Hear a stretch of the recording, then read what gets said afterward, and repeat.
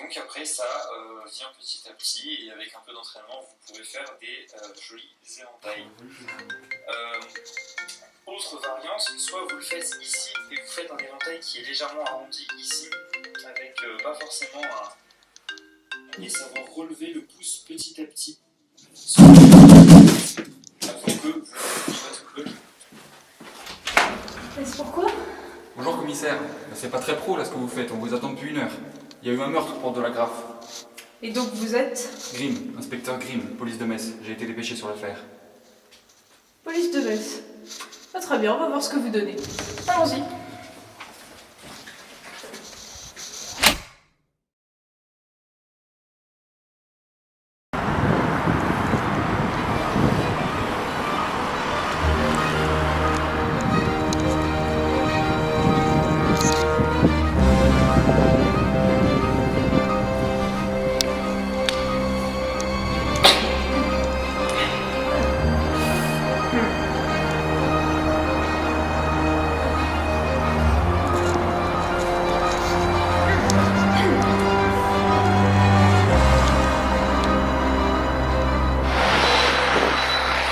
Elle est cachée, elle est bloquée sur 2 h 30. Vous connaissez l'heure de la mort? Bah, C'est bien ce que je pensais. Aucun indice sur la scène du crime. Juste cet homme. Pas une chance, hein. Qu'est-ce que vous en pensez? Vous avez une piste? Oui, ça vous arrive de répondre? On va pas y arriver. Dites, il est toujours comme ça le commissaire? Il répond de temps en temps aux questions. Elle me parlera pas tant qu'elle n'aura pas résolu l'affaire. Si seulement ma femme était pareille. En plus, comme elle est pas très fut-fut, elle aurait pas trouvé le coupable.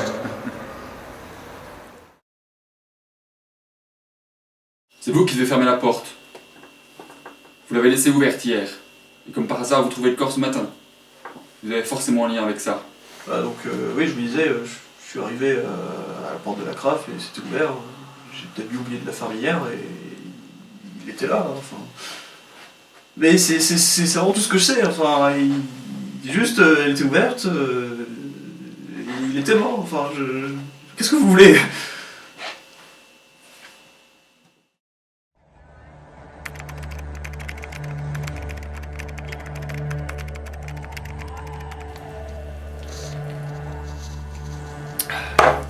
La réceptionniste m'a dit qu'elle avait discuté avec la victime hier soir lorsqu'elle est arrivée à l'hôtel. Il lui a raconté pourquoi il venait et il allait voir son frère. Oui, Grand Hôtel de la Reine, ici inspecteur Grimm. Pourriez-vous m'indiquer l'emploi du temps de votre réceptionniste hier soir, s'il vous plaît? Oui. Très bien, merci. Au revoir. Je venais pour voir mon frère. Vous savez, c'est un homme isolé. Il déteste la technologie, il refuse même toute technologie. Donc il communique en fait grâce à une corbeille en bois. Il me fournit le papier, les timbres, et je peux communiquer avec lui seulement de cette façon. C'est un homme émotionnellement très fragile. Mais bon, je vais pas vous embêter avec ça. Je vais aller faire un tour. Ça ne m'a rien donné. Elle était avec son collègue toute la soirée. D'ailleurs, le Grand Hôtel de la Reine, il avait du fric le coco. C'est normal, il venait d'Iem.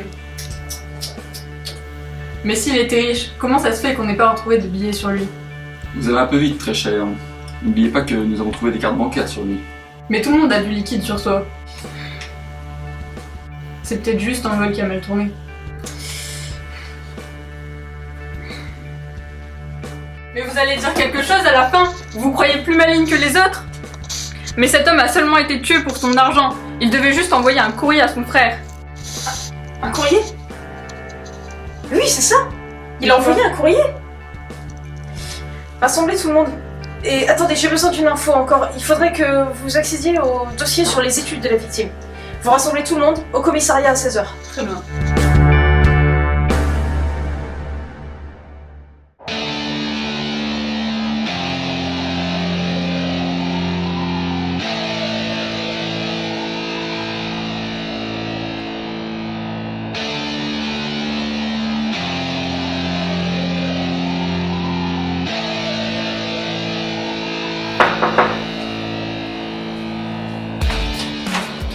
Vous en avez mis du temps.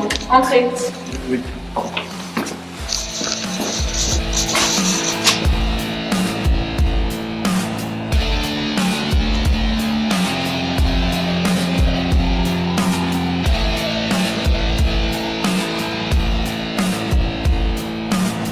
Bien, alors on va pouvoir commencer. En fait, cette enquête paraissait très simple au premier abord, mais c'est plus complexe que ce que nous pensions, notamment d'un point de vue de la victime. Son passé indiquait des études qui ont été intelligemment investies et qui lui ont permis de gagner beaucoup d'argent, de quoi se payer un hôtel 5 étoiles. Sauf qu'en réalité, il n'a pas obtenu son diplôme d'ingénieur. Il a arrêté ses études au bout de la 2e année pour suivre sa passion, devenir tailleur de pierre. Il ne gagnait donc pas du tout le salaire qu'on avait pensé, et il n'était pas aussi riche que nous pensions. Mais cela n'explique pas comment il est mort. Effectivement, j'y viens. En fait, je ne sais pas si vous avez remarqué, mais j'ai toussé au moment où je me suis approchée du visage de la victime. Eh bien, c'est parce que j'ai senti une odeur assez désagréable de poison. La véritable cause de la mort est que la victime a été empoisonnée. Le poison a agi à retardement, en fait. Et la victime a subi les effets du poison, elle est tombée et s'est cognée la tête contre le trottoir. C'est comme ça qu'elle est morte. Mais il ne connaissait personne sur Nancy. Qui a pu vouloir l'assassiner? Justement, j'étais au téléphone tout à l'heure avec la mère de la victime, et nous avons surtout parlé de Maxime. Il se trouve que Maxime, votre mère vous décrit comme un original. Vous n'avez pas de maladie mentale à proprement parler, mais vous souffrez d'hypersensibilité, c'est-à-dire que vous êtes très sensible à votre environnement et vous refusez tout changement, vous êtes obligé de tout prédire. C'est pour ça, par exemple, que vous fournissez à votre frère tout le matériel nécessaire pour écrire une lettre, de peur qu'il choisisse autre chose que vous n'avez pas prévu. Et c'est aussi pour ça que vous vivez isolé dans la nature. Votre mère m'a raconté qu'il y a 10 ans de cela, vous viviez dans votre maison avec les technologies usuelles. Mais un beau jour, les ordinateurs, les téléphones et la télévision ont complètement disparu et la maison a été retrouvée dans un désordre total. Vos parents ont conclu un cambriolage et n'ont pas cherché plus loin. Mais vous, cet épisode vous a vraiment traumatisé. C'est à la suite de cela que vous avez décidé de vivre complètement à l'isolation et en reniant toute technologie. Et je pense que ça vous a obsédé au point que vous avez cherché un responsable. Et à force de chercher, vous avez compris que c'est votre frère qui a cambriolé sa propre maison. C'est bien beau tout ça, mais il n'a pas pu le tuer car il n'était pas à Nancy. Effectivement, mais il n'en avait pas besoin. En fait, vous vous souvenez que Maxime vit dans la nature, et il sait donc faire la différence entre les plantes consommables et les plantes qui contiennent un poison mortel. Je suppose que Maxime a accueilli certaines de ces plantes et qu'il a répandu le poison sur le dos des timbres. Ensuite, il a fait parvenir les timbres à l'hôtel et il savait que la première chose que ferait son frère, c'est d'écrire et d'affranchir la lettre. Le frère a été empoisonné à ce moment-là. Ensuite, il est parti faire une balade, le poison s'est répandu dans son corps et il a fini par être tué sous la porte de la CRAF. Et comment les billets ont été volés? En réalité, le vol des billets n'a rien à voir avec le meurtre. Notre cher gardien est arrivé en retard au rendez-vous d'aujourd'hui. Il est également arrivé en retard pour ouvrir la porte ce matin, sinon il aurait découvert le corps plus tôt. Je suppose que vous avez l'habitude d'oublier ou d'arriver en retard pour ouvrir et fermer la porte. Et je pense qu'hier soir, vous avez complètement oublié d'aller fermer la porte. Vous vous en êtes rendu compte, je ne saurais dire à quel moment, mais après 2h30, l'heure du crime, et vous êtes sorti précipitamment de chez vous pour aller fermer la porte.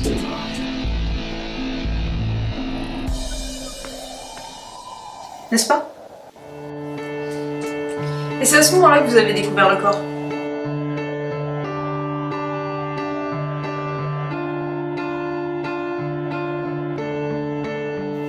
Mais vous avez aussi découvert que vous étiez coincé. Parce que si vous appeliez la police à ce moment-là, vous alliez être inculpé directement. Et si vous fermiez la porte, étant donné que la victime était à l'intérieur et pas à l'extérieur, vous alliez être inculpé aussi. Finalement, quoi que vous fassiez, vous seriez le coupable. Alors, Je pense que vous disiez que vous alliez finir en prison et vous avez pensé à votre famille, à l'argent qui manquerait avec vous en prison. Vous avez volé tout l'argent que vous avez pu trouver sur la victime.